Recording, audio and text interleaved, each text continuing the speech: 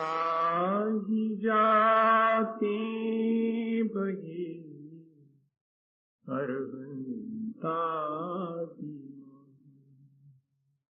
जो विद्यादि सागर सुधी, जो विद्यादि सागर सुधी गुरु हैं हितैषी। शुद्धात्म में निरत नित्य हितोपदेशी। वे पाप ग्रीष्म ऋतु में जल हैं सयानी,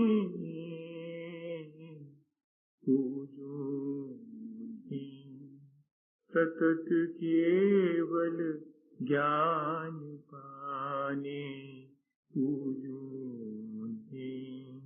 सतत केवल ज्ञान पाने।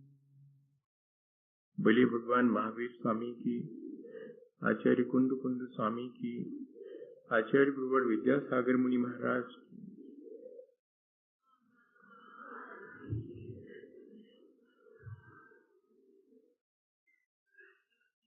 हम सभी लोगों ने पिछले दिनों अपने जीवन की विविधता और इस संसार की विचित्रता, इन दोनों बातों को जानने के लिए एक प्रक्रिया, एक विचार की प्रक्रिया शुरू की थी। और हमने ये बहुत अच्छे से समझ लिया है कि हमारे जीवन में जो भी घटित होता है उसका प्रमुख कारण मेरा अपना कर्म है। मैं कर्म निरंतर करता हूं, कर्मों का फल भी मुझे ही चखना होता है।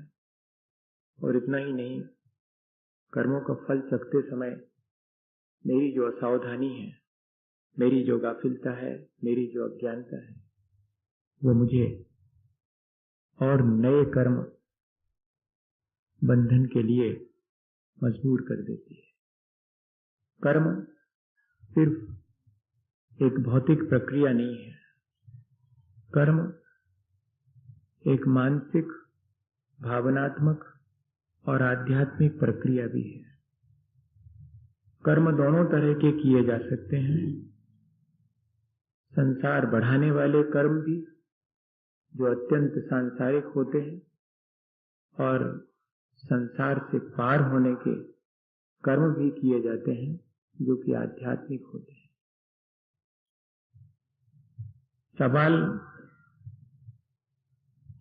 सवाल सिर्फ इस बात का है कि मुझे संसार बढ़ाने वाले कर्म चुनना है या कि संसार से पार होने के कर्म चुनना है। कोई भी संसार में शरीर धारण करने वाला ऐसा नहीं है जो कर्म न करे। कर्म सबको करना पड़ता है। वे कर्म सांसारिक हैं या कि आध्यात्मिक या कि पारमार्थिक हैं, ये हमारे ऊपर निर्भर करता है। तब फिर हम विचार करें कि हमें ऐसे कर्म करना है जिससे कि कर्मों का बोझ हल्का हो, कर्मों का भार हल्का हो। और ऐसे भी अगर अपने जीवन में हम अपनी अज्ञानता और असावधानी बच लेते हैं तो हम कर्मों को अपने सत्कर्मों के द्वारा परिमार्जित भी कर सकते हैं। ये जो आत्म संयम, जप, तप, दान, ये जो आध्यात्म है, वे हमारे सांसारिक कर्मों के दबाव को कम करते हैं, उसके भार से हमें मदद देते हैं। कौन व्यक्ति है जिससे कि अपनी असावधानी और अज्ञानतावश बुरा नहीं हो जाता, लेकिन चूक, क्या उसको संभालने का कोई उपाय नहीं है क्या? एक क्षण अगर हम चूक गए थे तो क्या हम अपने अगले क्षण अपने को संभाल नहीं सकते हैं? संभाल सकते हैं। और इतना ही नहीं, अपनी उस चूक का फल जो मिलने वाला है उसको भी हल्का कर सकते हैं। जो अपराध से अपनी अज्ञानतावश बन गया है उस अपराध की इंटेंसिटी भी हम कम कर सकते हैं, यहां तक कि हम आगे सावधान होकर के नए अपराधों से बच करके अपने जीवन को अच्छा भी बनाए, बशर्ते कि हमारा लक्ष्य शुद्ध हो, हमारा संकल्प शुभ हो और हमारा पुरुषार्थ अशुभ से बचते रहने का। अगर ये आर्ट हम सीख लें, ये कला हम सीख लें कि हमेशा अपने जीवन की निर्मलता हमारा लक्ष्य है और उस निर्मलता में मेरी अपनी मन, वाणी और शरीर की जो वर्तमान की भली दशा है वो सहायक है। इसलिए मेरा संकल्प भला करने का है, मेरा संकल्प परोपकार करने का है। संसार के घात प्रतिघात से मैं अब अपने संसार को उलझ करके बढ़ाना नहीं चाहता, इसलिए मेरा संकल्प मैंने शुभ करने का लिया है ताकि मैं अपने शुद्ध रथ को प्राप्त कर सकूं। और अकेले सुख का संकल्प कर लेने से काम नहीं चलता, मैं पुरुषार्थ करूं कि अशुभ से बचता हूं। जैसे कि मेरे वस्त्र गंदे हो जाते हैं तो मेरे मन में ये बात आती है कि ऐसे गंदे वस्त्र पहनना ठीक नहीं है, मुझे तो इनको साफ सुथरा बनना चाहिए। और मेरे मन में विश्वास है कि ये साफ से बन सकते हैं। तो ऐसे विश्वास के सहारे हम साबुन सोडा का उपयोग करके और उन वस्त्रों की मलिनता को हटाते हैं, उनको उज्जवल बनाते हैं। भैया, ये जो जब तप, आत्म संयम, पश्चाताप, प्रायश्चित, ये सारी प्रक्रियाएं साबुन सोडा की तरह हैं जो हमारे अज्ञानतावश बांधे गए कर्मों की मलिनता को हटाने में हमारी मदद करते हैं। इसलिए ये बात अपन को अब कर्मों के करते समय बताते हैं। तो ये टेक्निक्स, आज टेक्नोलॉजी का इतना विकास हुआ है, कई बार लगने लगे कि बाह्य जगत की समृद्धि के लिए इतनी टेक्नोलॉजी, इतनी तकनीकी विकसित हुई, लेकिन अपने आत्म जगत की निर्मलता के लिए जो तकनीकी, जो हमारे आचार्य भगवंतों ने हमें दी थी, उसको हम निरंतर भूलते चले जा रहे हैं। बाह्य जगत में जो भी विकास है उसके लिए ठीक है कि एक टेक्नोलॉजी जरूरी है, लेकिन एक टेक्नोलॉजी, एक आर्ट हमारे भीतर अपने जीवन के विकास के लिए भी तो होना चाहिए। अपनी मलिनताओं को हटाने का हम पुरुषार्थ करें और निरंतर अपने जीवन को उज्जवल बनाने का संकल्प हमारे मन में हो, तो हमारी ये कर्मबंध की प्रक्रिया सही मानी जाएगी।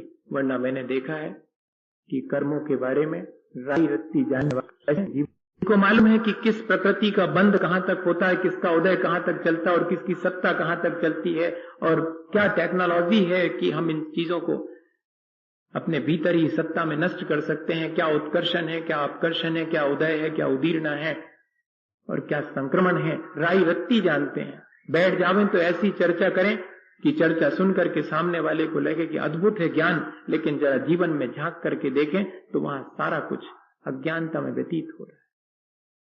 इसलिए मैंने वो सारी बातें बहुत मुख्य नहीं रखी। हमने तो सिर्फ कर्म सिद्धांत से यही सीखने की कोशिश करी है कि मेरी अपनी अज्ञानता में मेरे से जो कुछ भी बुरा हो गया है, अब मैं उसके लिए रोऊं तो रोने से कोई फायदा नहीं होने वाला। जब वो मुझे अपना फल देगा तब उसका फल पाने के लिए मैं बचने की कोशिश करूं कि मुझे फल ना पाना पड़े, या कि मैं हाय तो वह मचाऊं, दुखी हूं तो भी कोई फायदा नहीं होने वाला। मेरा फायदा तो इसमें है कि मेरी अज्ञानता से मैंने जो अपने भीतर खोटे कर्म संचित कर लिए हैं, हो सके तो कोई वर्तमान में ऐसा उद्यम करूं, ऐसा पुरुषार्थ करूं जिससे कि उन खोटे कर्मों का दबाव कम हो जावे और आगे के लिए उनकी जो संतति, उनकी जो परंपरा चल रही थी उसको भी हम रोक सकें। बस इतना ही पुरुषार्थ हमें वर्तमान में करना चाहिए। कर्म जो हम करते हैं उनका फल सिर्फ हमें ही मिलता हो, यह बात सब जानते हैं, लेकिन ध्यान रखना कि इतना ही नहीं है। कर्म का फल वर्तमान में भी मिलता है और दूरगामी परिणाम भी हमारे अपने कर्मों के होते हैं। और इतना ही नहीं, अपने एक अकेले के जीवन के ऊपर ही नहीं, आसपास के परिवेश और वातावरण पर भी हमारे कर्मों का असर पड़ता है। ये बात भी हमें जरा विचार कर लेनी चाहिए। कर्म करते समय कितनी जिम्मेदारी हमारी है, ये बात हमें समझ में आनी है। तो फिर हमारे अपने कर्म करने की जो कुशलता है, वो हमारे कर्म तो करना है, लेकिन कुशलता कैसी हमारे अंदर होनी चाहिए कि ये कर्म मेरी क्षति ना करें, मेरे परिवेश की भी क्षति ना करें। मेरे किए हुए कर्म सिर्फ मेरी ही क्षति या ही उत्थान नहीं करते हैं, मेरे आसपास के परिवेश की क्षति और आसपास के परिवेश के उत्थान में भी कारण बनते हैं। इस बात पर भी हमें विचार करना चाहिए। मेरे कर्म मेरे वैयक्तिक नहीं है, वे सामाजिक और राष्ट्रीय और अत्यंत व्यापक है। जैसे अपन सब जानते हैं कि अगर परिवार में कोई एक व्यक्ति धर्मात्मा है, तो उस परिवार की विश्वसनीयता, उस परिवार के प्रति लोगों के मन में प्रशंसा का भाव, उस परिवार की प्रामाणिकता, इन सारी चीजों में बढ़ोतरी होती है कि नहीं होती। एक व्यक्ति परिवार में धर्मात्मा है तो सारे परिवार को उसका फल मिलता है या नहीं मिलता है? सबको उसकी प्रशंसा और उसकी विश्वसनीयता का लाभ मिलता है कि नहीं मिलता? आज हमें किस चीज का लाभ मिल रहा है? आज हमारे साथ एक चीज सबसे बड़ी जुड़ी है कि हम अपने आचार्य महाराज के शिष्य हैं। उनकी उस त्याग तपस्या का फल हमें भी मिल रहा है कि नहीं मिल रहा है? जहां जाते हैं वहां पर लोग श्रद्धा की दृष्टि से देखते हैं, भैया उनके शिष्य हैं। हमने अभी कुछ भी नहीं किया, हमने आपसे कोई अभी बात भी नहीं की है, लेकिन इसके बावजूद भी और उसका फल मिलता है कि नहीं मिलता? ये सामने उदाहरण है अपने, कोई ऐसी चीज नहीं है, सबके देखने में अनुभव में आती है। और इतना ही नहीं है, एक मछली सारे तालाब को गंदा करती है, इसका भी उदाहरण सबके सामने है कि अगर दुर्योधन को थोड़ी सी राज्य की लोलुपता नहीं होती तो युद्ध नहीं होता। और एक अकेले गांधी जी को अहिंसा और सत्य का पालन करते हुए देश को स्वतंत्रता नहीं मिलती अगर उनके शुभ कर्म का सबको फल नहीं मिलता।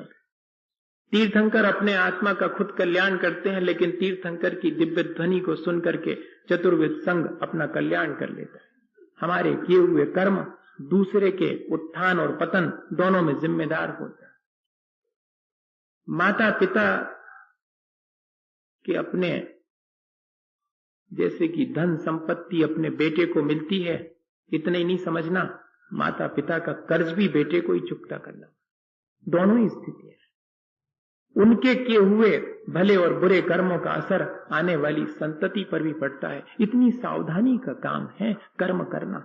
सिर्फ हमारे ही अपने जीवन को बेमुश्किल में नहीं डालते हैं या हमारे जीवन का उत्थान नहीं करते हैं, वे हमारे आसपास के परिवेश को भी प्रभावित करते हैं। ये बात हमारे ध्यान में बनी रहे। तब फिर कैसे कर्म करना है, ये अपने मन में अपने आप ही विचार आना शुरू होगा।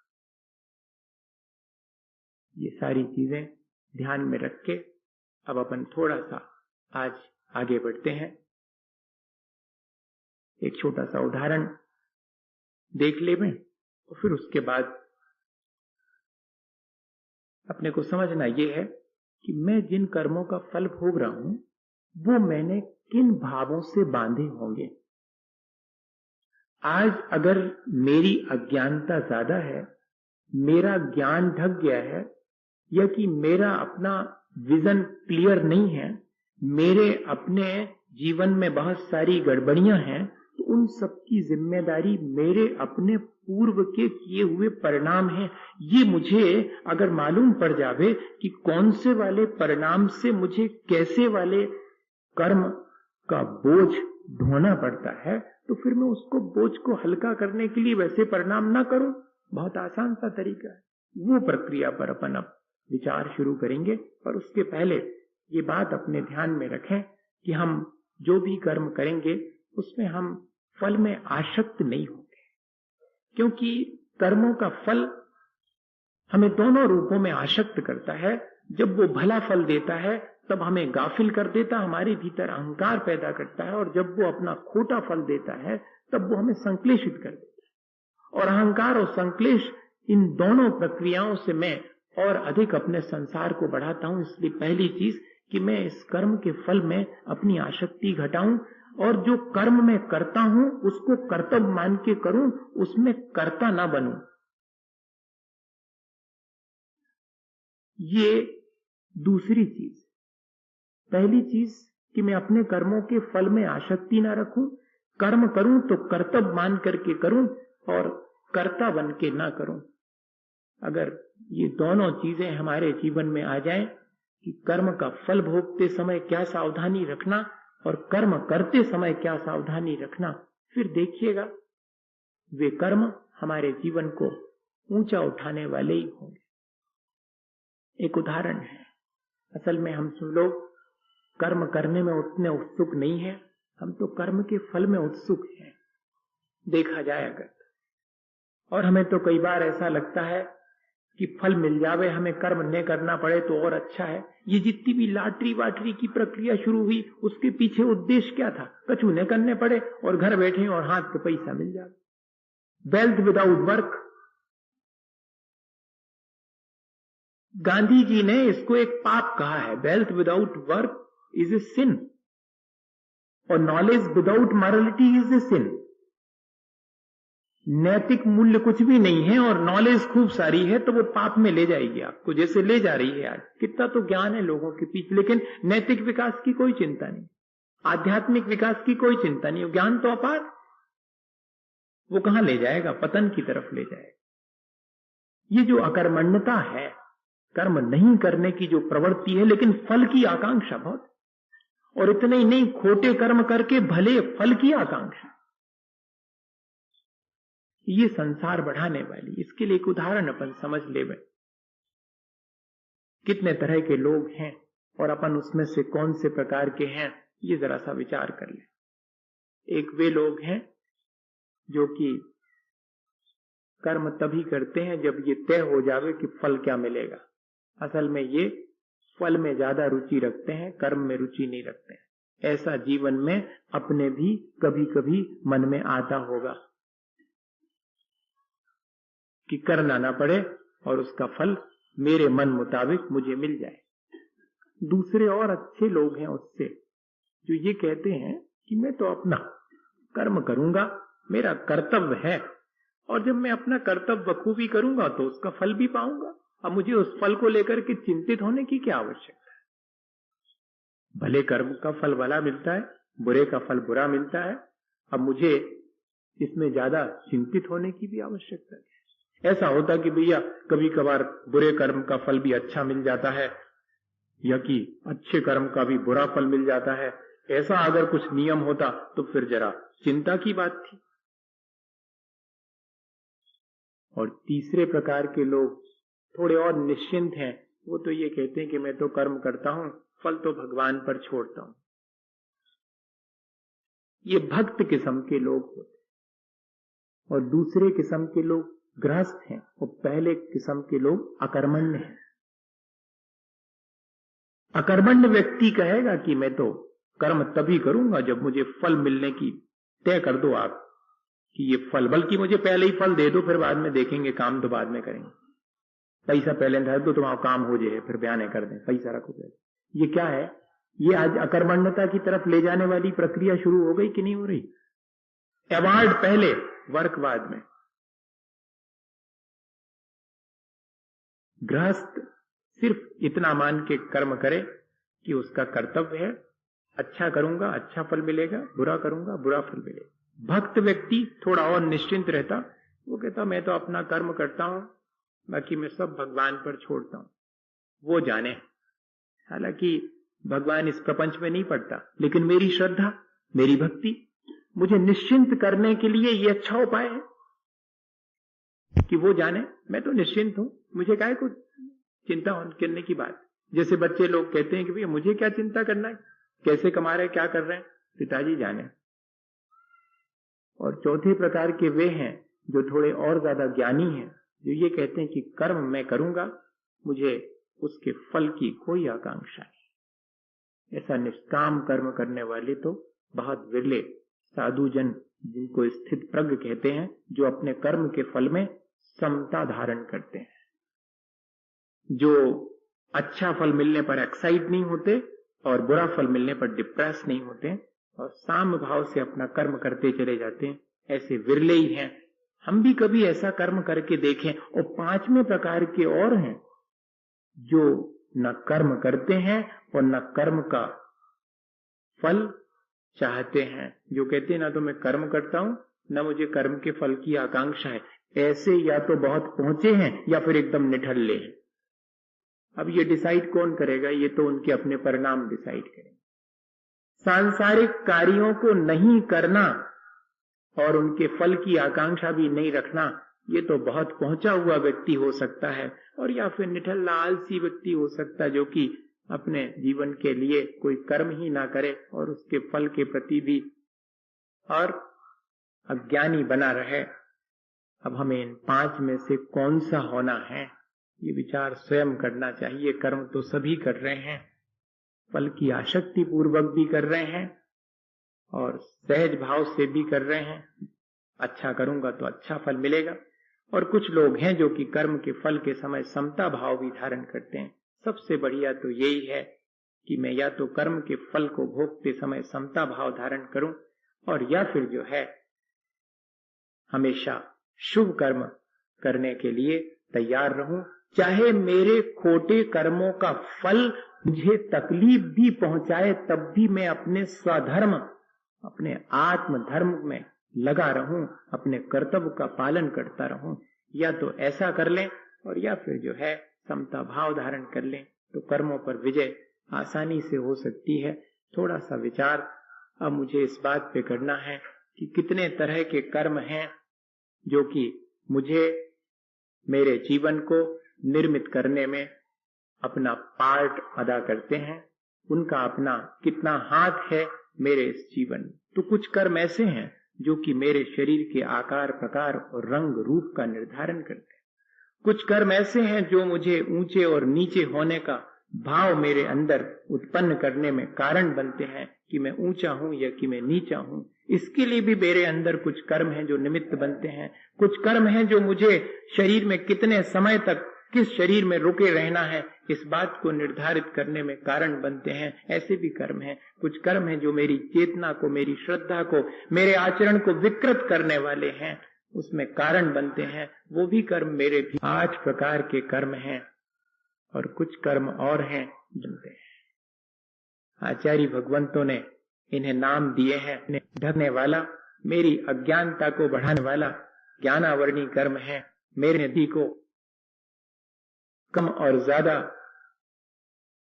बनाने वाला, मेरे अपने सामान्य प्रतिभास को कम दर्शनावर्णी कर्म है। मेरे सुख दुख में निमित्त बनने वाला वेदनी कर्म है। मेरी चेतना को, मेरी श्रद्धा को, मेरे आचरण को विकृत कर देने वाला मोहनी कर्म है। मुझे एक शरीर में निश्चित समय के लिए रोके रखने वाला मेरा आयु कर्म है। मुझे ऊंचे और नीचे कुल का भान कराने वाला गोत्र कर्म है। मेरे शरीर का प्रकार रूप रंग का निर्धारण करने वाला नाम कर्म है। और मेरे दान लाभ भोग उपभोग और मेरी सामर्थ्य में बाधा डालने वाला अंतराय कर्म है। ये कर्म मेरे अपने जीवन में मैं स्वयं संचित करता हूं अपने परिणामों से। ये बहुत फिजिकल नहीं है, बहुत भौतिक नहीं है। ये हमारे साथ इंटरमिगिल करते हैं, हमारे साथ ट्रैप हो जाते हैं। वो बहुत भौतिक मालूम पड़ते हैं, लेकिन ये बहुत मानसिक, बहुत भावनात्मक कर्म है जिनमें कि मेरा अपना पुरुषार्थ काम आता है। मैंने ऐसा पहले जीवन में क्या पुरुषार्थ करा जिससे कि मुझे वर्तमान का जीवन मिला, इस पर विचार जरूर करना है। कर्म सिद्धांत पढ़ने वाले को और ज्यादा विचार न करे तो इतना तो जरूर करना चाहिए कि मेरी मौजूदा हालत की जिम्मेदारी किसकी, मेरी मौजूदा स्थिति के लिए मेरी कौन सी भावदशा जिम्मेदार रही होगी पहले, और आज वर्तमान की भावदशा कैसी है, जिससे कि मैं अपने आगामी का निर्धारण अपने हाथ से करूं। इतना आगे कर्म सिद्धांत पढ़ने के लिए, और उसका क्लू है अगर इतनी बात हमारे ध्यान में रही आए तो समझिएगा कि वाकई में हमने इन कर्मों को ठीक ठीक समझ लिया है, हमारे कर्म के बारे में अज्ञानता हट गई है। वरना तो इस संसार में कर्मों से पार पाने वाले बहुत विरले ही हैं। कर्मों से पार पा पाना इतना आसान नहीं है, हमारे ही अपने कर्मों से हम पार नहीं पा पाते।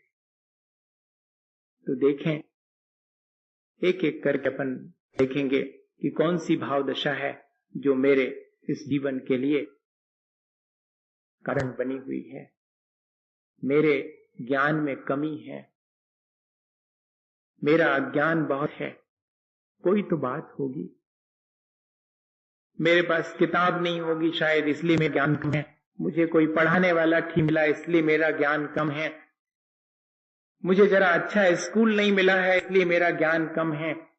कुछ फैसिलिटीज नहीं मिली हैं, इसलिए मेरा ज्ञान कम है। बहुत से कारणों पर हमारा ध्यान जाता है। सो ठीक है भैया, किसी के पास पुस्तक नहीं है, पर कई लोग ऐसे हैं जिनके पास पुस्तक नहीं होती पर फिर भी ज्ञान बहुत होता है। कई लोग ऐसे हैं जिनको कि ठीक ठीक गुरु नहीं मिला है। द्रोणाचार्य नहीं मिल पाए थे एकलव्य को, लेकिन फिर भी धनुर्विद्या तो उसने सीख ली थी। तब फिर मैं कैसे मानूं कि गुरु के नहीं मिलने पर मुझे ज्ञान नहीं होगा, या कि किताब के नहीं मिलने पर मुझे ज्ञान नहीं हुआ है, और या कि मुझे कोई अच्छा स्कूल नहीं मिला पढ़ने के लिए, मुझे बहुत छोटे स्कूल में पढ़ रहा हूं मैं। आज तो सब यही सोचते हैं कि बड़े स्कूल में पढ़ूंगा, बड़े कॉलेज में पढ़ूंगा, कोई बड़े इंस्टीट्यूशन में पढ़ूंगा तो बहुत ज्ञानवान हो जाऊंगा। सोच तो हमारा ये है, लेकिन ये सारी चीजें बहुत बाहरी हैं। मेरे ज्ञान और अज्ञान को निर्धारित करने वाली ये चीजें नहीं हैं, ये बहुत बाह्य हैं। अगर है भी तो मेरे भीतर मेरे अपने परिणाम मेरे ज्ञान और अज्ञान को निर्धारित करते हैं कि कितना मेरा ज्ञान का क्षयोपशम होगा और कितना मेरा अज्ञान। ये दोनों चीजें कौन निर्धारित करता? मेरे अपने परिणाम निर्धारित करते हैं। आचार्य भगवंतों ने एक सूत्र लिखा, तत्पदोष निन्नाव मात्सर्यांतराया साधनोपघाता ज्ञान दर्शनावरण योग। ज्ञान पर आवरण और दर्शन पर आवरण लाने वाले, उसको कम करने वाले, ये जो ज्ञानावरण और दर्शनावरण कर्म है जो हमारे साथ हम खुद ट्रैप कर लेते हैं, हम खुद उनको अटैच कर लेते हैं, उनके पीछे भाव दशा क्या है? प्रदोष, किसी के ज्ञान की कथा करते समय, जैसे कि ज्ञान की चर्चा चल रही है, बैठे बैठे सुन तो रहे हैं, लेकिन भीतर ही भीतर ईर्ष्या का भाव है। कोई ज्ञान की अच्छी बातें कर रहा है और उसकी बातें सुन भी रहे हैं, लेकिन प्रशंसा का तो एक शब्द मुंह से नहीं है। न मन में प्रशंसा का भाव है, बल्कि उल्टा मन में ईर्ष्या का भाव चल रहा है। अगर तो मानिएगा कि हमारे ज्ञान को हम अपने हाथ से खुद ढक रहे हैं, अपने अज्ञान का इजाफा हम खुद अपने हाथ से बढ़ा रहे हैं। क्योंकि कुछ भी नहीं देख आ रहा, क्या तो नहीं किया मैंने, मैं तो धर्म समय बढ़िया बैठा था, मैं तो सुनने गया था ज्ञान की बातें, लेकिन मेरा अज्ञान और बढ़ गया। बढ़ेगा कैसे? नहीं, क्योंकि भाव दशा तो उस ज्ञान की कथा के समय, ज्ञान की कथा करने वाले से और उस सच्चे ज्ञान से आपके मन में ईर्ष्या का भाव था, प्रशंसा का भाव नहीं आना। जहां प्रशंसा की जानी चाहिए थी ज्ञान की, हमने ज्ञान की प्रशंसा नहीं करी, बल्कि उससे हमने द्वेष और कर लिया। हमारा ज्ञान ढक गया, हमारे बढ़ोतरी हो गई। किसी नहीं है, नहीं जानता हूं, ऐसा कह देना पुस्तक और गुरु के बारे में। पुस्तक मांगने पर कहना कि नहीं है, पूछने पर कहना मुझे नहीं मालूम। आपने ये ज्ञान कैसे प्राप्त किया? बड़ा अच्छा ज्ञान है आपका, मैंने खुद अपने द्वारा अर्जित किया। अपने गुरु के प्रति जिनसे कि ज्ञान सीखा है, एक अक्षर भी जिससे सीखा है, उसके प्रति हमारे मन में, जिस गुरु से ज्ञान हासिल किया है, उसका नाम और उस छिपाने की कोशिश मत करना, मन में वैसा भाव तक नहीं लाना। वरना हमारे ज्ञान में कमी आती है। आचार्य महाराज सुनाते हैं कोई घटना कि किसी महाराज के जीवन में ऐसा हुआ, उनका ज्ञान का क्षयोपशम इतना बढ़ गया कि गुरुजी से भी ज्यादा हो गया। अब उनको इस बात में शर्म आने लगी। लोग पूछते थे जबकि आपका इतना उत्कृष्ट ज्ञान, तो उनको इस बात में शर्म आने लगी कि कैसे कहें कि इन गुरुजी से सीखा, भी तो बिल्कुल ही बुद्धू है, उनका नाम बता करके हमें क्या मिलने वाला। नहीं, मैंने अपने पुरुषार्थ से इस ज्ञान को अर्जित किया है। ऐसा अहंकार उनके भीतर आ गया और अपने गुरु का नाम छिपा लिया और गुरु के प्रति अभिनय का भाव आ गया। उसका परिणाम उनके जीवन में ही देखने में आ गया। इतना कुंदन सा शरीर था, वो धीरे धीरे पूरा ब्लैकिश होता चला गया जीवन में। लेकिन वो ज्ञान ऐसा नहीं था, थोड़ी असावधानी हो गई, इसलिए ऐसी स्थिति बन गई। लेकिन जैसे ही उनके शरीर में परिवर्तन होना शुरू हुआ, उनका ध्यान चला गया और उनको अपनी गलती का एहसास हुआ। तो कहते हैं कि अत्यंत पश्चाताप किया, गुरु के चरणों में जाकर के माफी मांगी और कहते हैं कि कुछ दिनों के अंदर उनका शरीर ज्यों का त्यों हो गया। भैया, अपने किए हुए कर्मों का तुरंत भी परिणाम मिलता है और दूरगामी परिणाम भी होता है। बहुत सावधानी की आवश्यकता है। अरे भाई, अपन ने ज्ञान हासिल कर लिया है तो जिस पुस्तक से हासिल किया है, जिन गुरुजनों के चरणों में बैठ के हासिल किया है, उनकी कृतज्ञता। लेकिन उन क्षणों में मेरा अहंकार मुझे शांत नहीं बैठने देता। मुझे याद है, खुद सतना वाले आके बैठे हैं, बात होती थी और सैकड़ों लोग बैठे हुए हैं और प्रश्नोत्तरी के दौरान एक के बाद एक प्रश्न आते चले जा रहे हैं और मैं जवाब देता चला जा रहा हूँ आचार्य महाराज का स्मरण करके। और एक प्रश्न उसके बीच में ऐसा आया कि अद्भुत है आपका ज्ञान, इस क्षण में तो ऐसा लग रहा है कि जैसे आपके जिह्वा पर सरस्वती आके बैठ गई।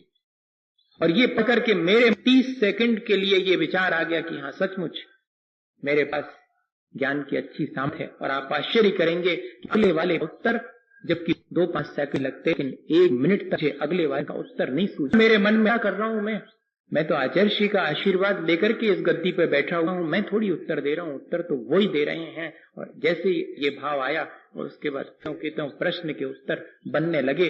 मैंने अपने जीवन में ऐसा कई बार अनुभव किया। मैं आपको इसलिए कह रहा हूं कि अपने इस छोटे से क्षयोपशम ज्ञान के अहंकार में अपने गुरु या कि किसी अपने शास्त्र जिससे कि हमने ये सारी विद्या हासिल की है, उसका नाम छिपाने का प्रयत्न नहीं करना, ना अपने बच्चों को ऐसी सलाह देना, बल्कि दो, विद्या तो बांटने से बढ़ती है। 2 ही चीजें हैं संसार में जो बांटने से घटती नहीं है, ज्ञान या कि प्रेम।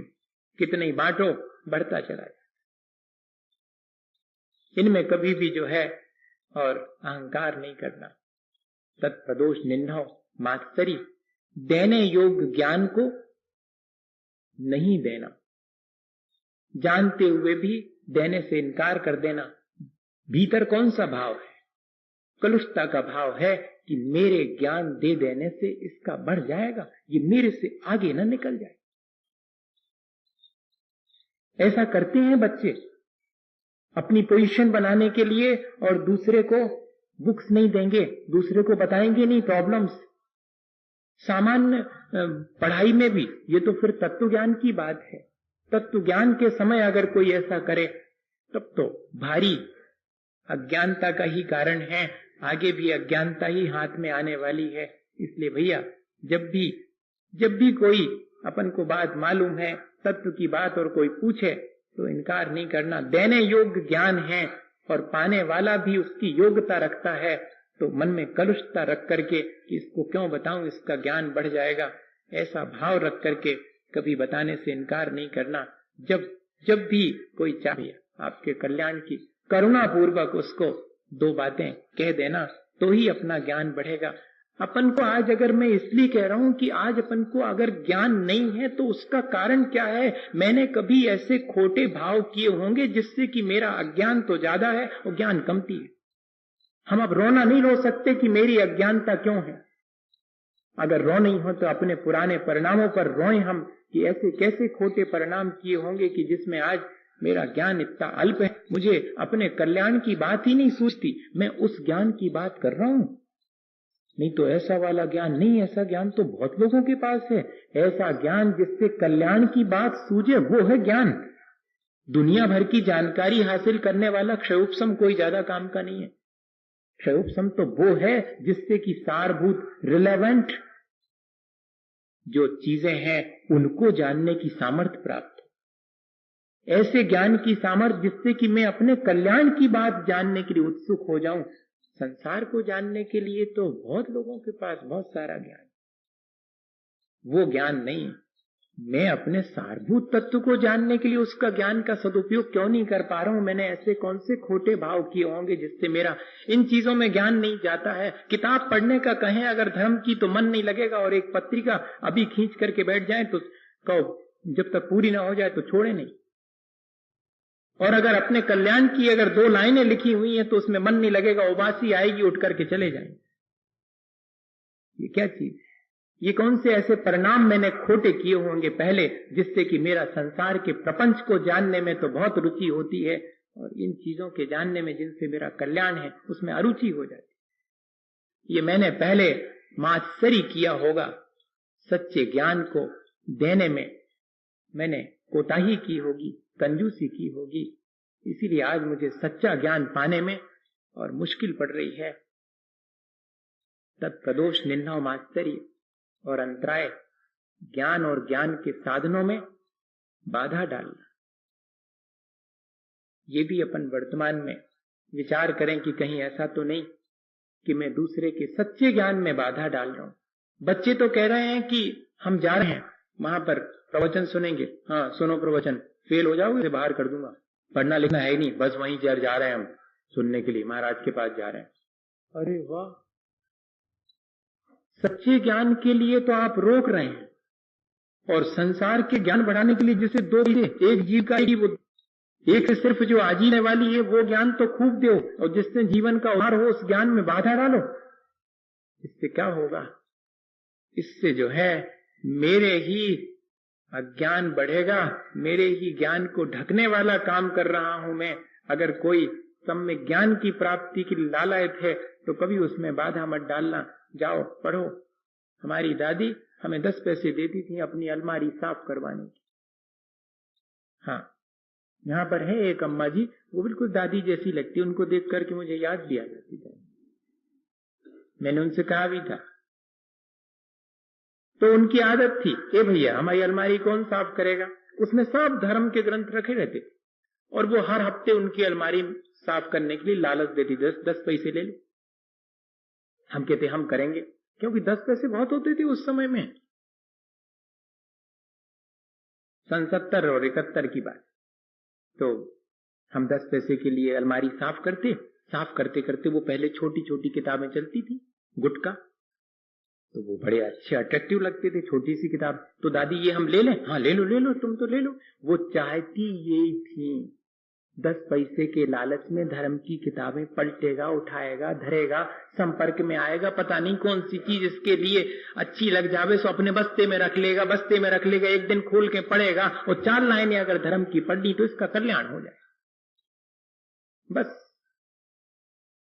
ये ललक है अपने भीतर या नहीं है? आज मैं ये कहना चाह रहा हूं, अपने बच्चों के प्रति और अपने परिवारजनों के प्रति ऐसी ललक है अपने भीतर कि 4 लाइनें ये पढ़ लेगा अपने कल्याण की तो इसका कल्याण हो जाएगा। इसको कैसा उपाय करूं जिससे कि थोड़ा सा समय अपने कल्याण की बातें सीखने में भी लगाए। दिन भर जो है वहां लगा रहता है संसार की चीजें जानने के लिए, डिस्कवरी चैनल पर 2 घंटे से बैठा हुआ है, लेकिन डिस्कवर करना है अपने आप को, अपने चेतना को, इसके लिए कभी कोई समय नहीं।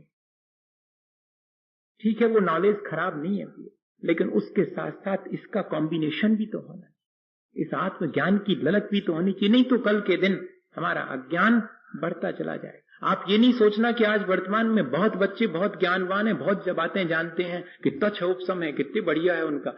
ये ज्ञान की क्षयोपशम की बात नहीं कर रहा हूं, ऐसा क्षयोपशम तो बहुत मिल जाएगा फोकट में। ज्ञान का वो क्षयोपशम जिससे कि हम रिलेवेंट रियलिटी को जान सकें, जो सारभूत सच्चाई है उसको जान सके। और सारभूत सच्चाई तो 7 तत्व ही हैं। इनको जानने में हमें जो सामर्थ्य प्राप्त होती है, उस सामर्थ्य को प्राप्त करने के लिए परिणाम संभालना चाहिए। ये भैया वो उसकी तरफ ध्यान आज उन्होंने इधर रख दिया, इधर की जगह पर। और दो कारण और बचे, तत्पदोष निंदा मात्सरी, अंतराय, आसाधना और उपघात। ज्ञान का अनादर कर देना और ज्ञानी का अनादर कर देना, वाणी से और शरीर से। वचन का चल रही है, कोई बात अच्छी लग भी रही है, लेकिन कुछ नहीं है, ठीक है, बिल्कुल सांसारिक बातें कर रहे हैं, काहे में धर्म है कछु, तत्व की तो चर्चा नहीं करी। ले इतने ही में वाणी से या शरीर से, वहां मन ही मन में ईर्ष्या करी थी प्रदोष में, और यहां वाणी और शरीर से आसाधना कर दी। बाजू वाले से चर्चा में लग गए, अच्छी वचन का चल रही है, लेकिन अपन बाजू वाले से सटे हैं। हाँ, उसमें लिखा हुआ है कि धर्म चर्चा चलते समय और दो लोग आपस में इशारा करें या वाणी से कुछ कहना शुरू कर देवें, तो समझना यही तो आसाधना है ज्ञान की। ये बहुत हो जाती है, देख लो आप। और उपघात, सच्चे ज्ञान का नाश ही कर देना, अर्थात उसे अज्ञान कह देना, ये उपघात है। जो धर्म की बात है उसको तो अज्ञान कह देना, और जो संसार बढ़ाने वाली बात है ये ज्ञान है। सम्यक ज्ञान को तो ज्ञान नहीं कहेंगे और मिथ्या ज्ञान को ज्ञान कह रहे हैं। इस तरह हमने सम्यक ज्ञान की प्रशंसा नहीं की और उसकी आसाधना के साथ साथ उपघात कर दिया, उसका नाश ही कर दिया। पहले तो अनादर किया, तो फिर बाद में उसको नष्ट कर दिया। अब बताइएगा कि हमें अपने जीवन में कैसे सच्चा ज्ञान प्राप्त होगा। तो भैया, अगर हमें सच्चा ज्ञान प्राप्त नहीं हुआ है तो उसकी जिम्मेदारी किसी किताब की नहीं है, किसी गुरु की नहीं है, और ना किसी स्कूल और कॉलेज की है। उसकी जिम्मेदारी मेरे अपने भावों की, मुझे अपनी जिम्मेदारी समझनी चाहिए। मेरे अपने परिणाम मुझे इन सब चीजों से वंचित रखते हैं, और यदि मैं अपने परिणाम संभाल लूं तो ये सच्चा ज्ञान और सच्चा ज्ञान पाने की सामर्थ्य मेरे भीतर है। मैं उस सामर्थ्य को बढ़ा सकता हूं। उस सामर्थ्य को ढकने वाले जो भाव हैं उन सब से मैं बचूं, ऐसे कर्म न करूं जिससे कि मेरा सच्चा ज्ञान ढकने की सामर्थ्य, अनंत ज्ञान की सामर्थ्य मेरी ढक गई है। मैं अब अपने परिणाम संभाल करके अपने उस अनंत ज्ञान की सामर्थ्य को प्रकट करूं, ऐसा कर्म करूं जिससे कि मुझे ऐसी सामर्थ्य प्राप्त हो। इसी भावना के साथ बोलिए आचार्य गुरुवर विद्यासागर मुनि महाराज।